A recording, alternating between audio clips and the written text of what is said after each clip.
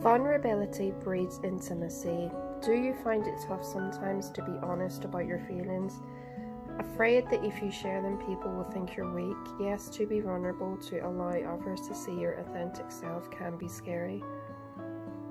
Is the you behind the mask, being real and raw? Why is this valuable? Because vulnerability makes a way for a deeper connection and intimacy with yourself, God, and others.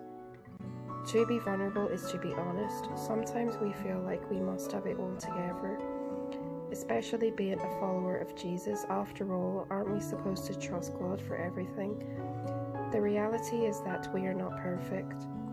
There are real struggles that we deal with emotionally, spiritually, and physically.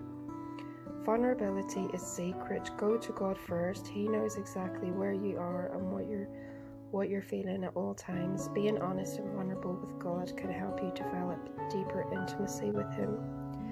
With others, ask God to show you who can hold that space for you to genuinely share. Listening without judgment, a spouse or partner, family member, friend, pastor, or counselor.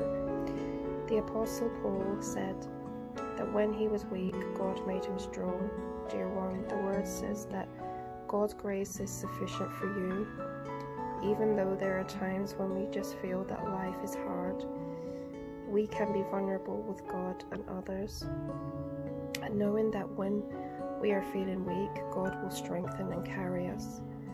Good morning, Lord. I know that you can see my true feelings and help me feel safe in sharing them. Thank you for healing the shame I have carried, allowing me to trust that this process is a part of the human condition.